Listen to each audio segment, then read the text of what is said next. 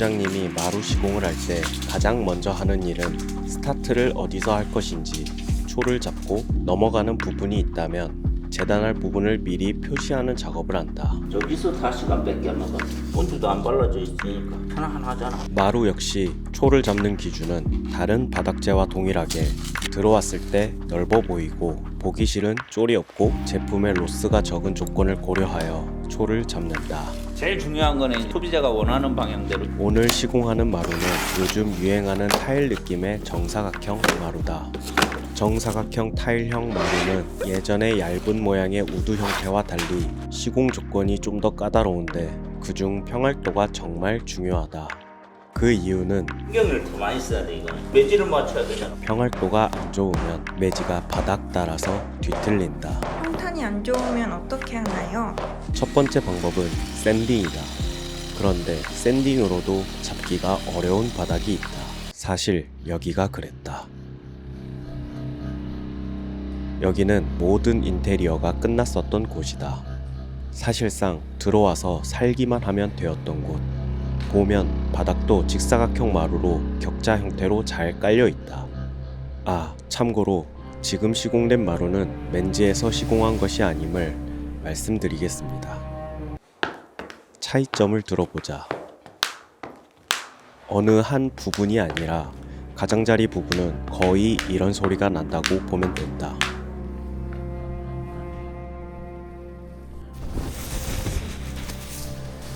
저 부분은 문제를 확인 후 다른 제품이나 생산 날짜가 다른 것으로 덮어놓은 것 같다. 어떤 문제가 있었을까? 보통 이런 경우는 본드가 조금만 발렸거나 전체적으로 평활도가 좋지 않은 문제, 그리고 마루 자체의 하자이다. 예전에 윗 껍질만 벗겨지는 하자는 봤는데 밑판만 압축 불량으로 떨어지는 것 같다. 시공 불량도 아닌 이런 마루 불량은 마루 제조사에서 보상을 해주지만 인테리어가 끝났는데 이런 현상이 발견되면 정말 안타까울 수가 없다.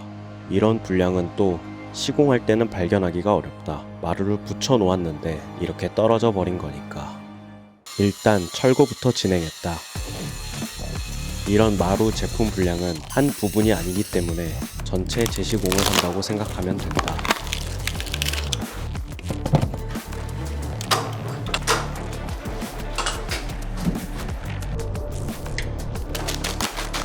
철거할 때 마루가 잘 붙어 있어서 마루 위에만 떨어지는 거랑 애초에 마루 자체에서 위에 부분만 까지면 한 번에 마루를 벗기기가 더 난해하다.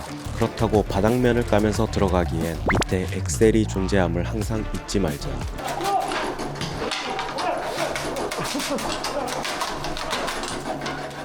세상 좋아졌다. 그래서 일단 빠르게 마루를 벗겨내고 샌딩을 빨리 시작하는 방식으로 철거를 진행했다. 이런 식의 철거라면 철거할 때 더 이상 충격을 받지 않아도 될 것 같고 어느 정도 피지컬이 요구가 되는 분야임에도 불구하고 이제는 성별 나이에 상관없이 철거가 가능할지도 모르겠다. 시원하게 벗겨내고 보니 구배도 역시 전체적으로 좋지 않았다. 앞서 말했듯 샌딩으로는 전체를 다 잡기 힘든 바닥입니다. 그래서 전체 몰타를 진행하여 바닥을 다시 잡기로 했다. 어차피 바닥 다시 잡는데 왜 샌딩을 해요?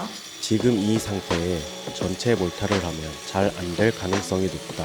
프라이머나 멀티를 발라도 바닥과 바닥 사이가 잘 붙지 않고 통으로 들려버리는 경우가 생길 수가 있는데 이 남은 마루 바닥면과 마루 본드가 몰탈과 재질이 달라 서로 붙지 않고 하자의 확률이 있기 때문에 어느 정도 갈아내주고 몰타를 진행하는 게 안전하고 적합한 방법이다.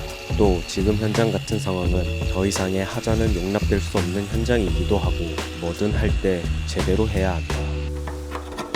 몰타를 시작하기 전에 한 번 더 청소를 하고 시작했다. 어떤 공정이든 청소가 기본인 것 같다. 프라이머예요? 예, 아무튼 프라이머가 할 역할이 뭐예요? 고방지, 접착. 이렇게 잘 붙게 하려고. 그렇죠. 프라이머 잘 바르고 못 바르는 거 차이는 이제 마감 치고 나서 기포가 생기느냐 안 생기느냐. 구석구석까지 빗으로 꼼꼼하게 프라이머를 발라줬다. 그리고 한번 말려주고 나서 다시 한번 2차 프라이머를 할 수도 있고 멀티라는 것을 바를 수도 있다. 그리고 2차 도포로 끝나지 않을 수도 있다. 바닥 상태에 따라 맞춰서 작업을 해야 한다. 여기 현장은 2차 도포를 멀티라는 것을 발랐다. 멀티 속에 규사가 뭉치지 않게 잘 펴서 발라줘야 하고 프라이머보다 더 조심스럽게 튀지 않게 발라줘야 한다. 바르면서 무의식 중에 롤러를 드는 행위를 하는데 롤러가 바닥에 계속 붙어 있어야 튀지 않는다.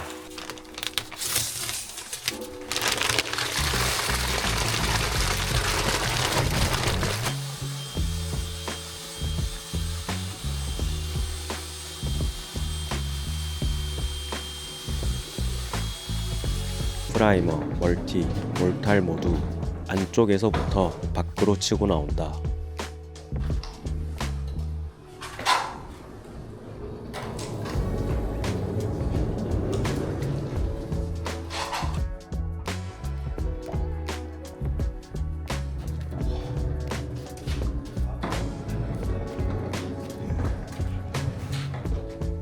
아니 스파이크 안 신어도 괜찮아요? 안 신어도 괜찮고요. 찡이니까 프라이머를 찢어버려요, 스파이크가. 아 그래서 셀프 치는 사람들이 야구화도 신고 축구화도 신고 하거든요. 네. 그거한테도 너무 미끄러워. 그런 이유가 있다고 한다. 혹시 몰타를 3mm에서 5mm 정도 하고 빨리 마르게 하려고 난방을 틀어버리면 열기 남아있으면 큰일 나요. 얘가 이렇게 솟아오르면서 터져버렸어요. 위에서 순환시키는 건 괜찮은데 땅에서 올라오면 큰일 나요. 자, 다시 부장님 마루 시공으로 가자. 케이싱 작업을 하고 계신다. 마루마다 두께가 다르고 바닥을 세로 해서 높이가 올라갔으니 마루가 들어가게 다시 파줘야 한다. 케이싱을 하고 안 하고의 차이는 마감해서 확인해보면 알 수 있다. 마루 본드는 주재와 경화제로 이루어져 있다. 꺼내놓는 이유는 따뜻해야지 잘 섞여.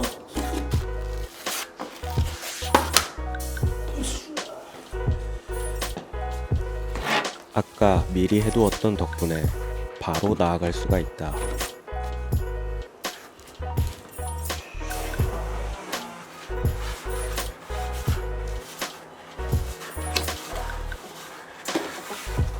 정사각형이어도 다른 바닥재와 똑같이 방향과 결이 존재한다. 암수라고 불리는 마루 이빨이 두 방향씩 존재하고 있고 이렇게 무늬의 결이 있다. 거꾸로 깔면 안 된다.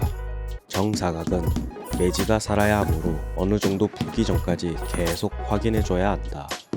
망치질을 아무리 살살 쳐도 시공하다 보면 움직일 수밖에 없다.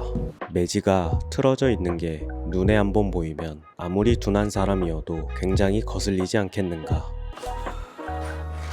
마루 재단은 데코타일과 똑같이 각 맞추는 원리이다. 하지만 다른 게 있다면 놓아야 하는 마루 방향에서 이빨의 두께가 있고 각을 잴 때 본드를 묻히지 말아야 하며 진짜 정밀하게 표시하고 잘랐는데 안 들어갔다면 1번, 2번, 3번 중에 어디를 기준으로 잘랐는지 생각해보자. 톱날의 두께는 조상님이 채워주지 않는다.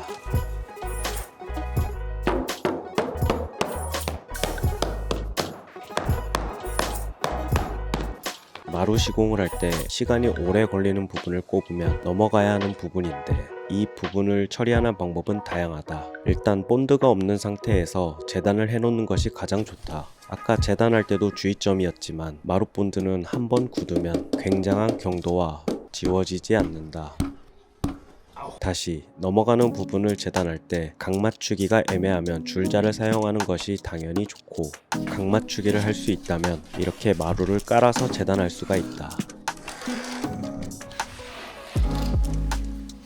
이게 큼직큼직하니 깔려가는 맛이 있고 오히려 시공 시간이 예전에 비해 빨라진 것 같지만 마루가 커질수록 신경 써야 하는 것들이 많다고 하신다. 부장님뿐만 아니라 마루 시공하시는 형님들은 우드형 마루가 제일 깔기 좋다고 말하신다. 강마루의 종류는 생각보다 많다. 아까 말했던 원래 우리가 알고 있던 우드형, 헤링본 스타일, 쉐브론 스타일, 직사각형으로 격자로 까는 마루, 에디톤 같은 신소재나 돌마루, 초광폭 마루 등등. 요새는 거의 직사각이나 정사각이 많은 추세이다. 그런데 같은 평수여도 예전처럼 집 구조가 간단하지 않고 복도가 길어지고 방이 많아진 형태가 많다. 무늬가 커지면서 장판이나 마루의 난이도가 전부 더 어려워졌다고 한다. 또 무늬가 커진 만큼 평활도가 많이 중요해졌다. 아니 그래서 무늬가 커질수록 왜 신경 쓸 게 많아요? 옛날에 많이 하던 우두형 강마루는 재단을 할 때 두 면에 재단만 하는 경우가 대다수였다면 마루가 커질수록 네 면이 다 걸리는 구조가 자주 나올 수밖에 없다. 그리고 이렇게 무늬가 크면 평활도가 어긋나면 표시가 더 많이 난다. 이런저런 이유 때문에 신경 쓸 게 더 많다고들 하시는 것 같다.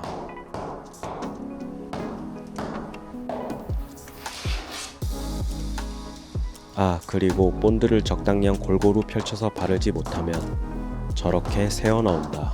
마루 본드는 발견 즉시 바로바로 닦아야 한다.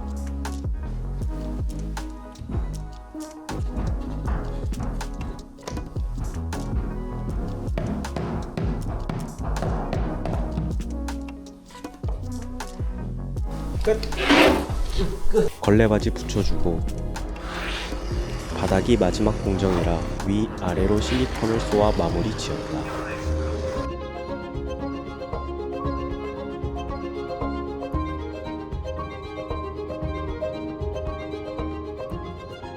이번 영상이 마음에 드셨다면 지금 보이는 저 영상도 같은 결의 정보성 영상이니 분명히 유익할 것입니다. 시청해주셔서 감사합니다.